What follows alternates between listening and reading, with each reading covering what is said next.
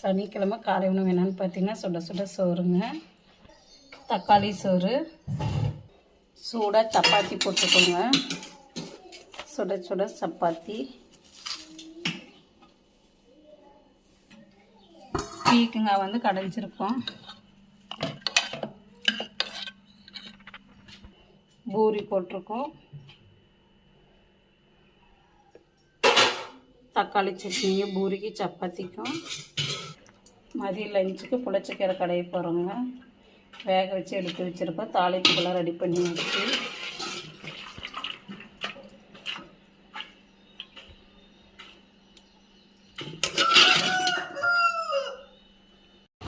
கரும்பல் வாங்கியிருக்கோங்க.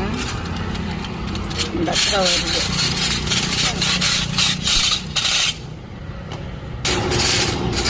கரும்பல் வாங்கி கரும்பால் குடிச்சிட்ருக்குறோம்.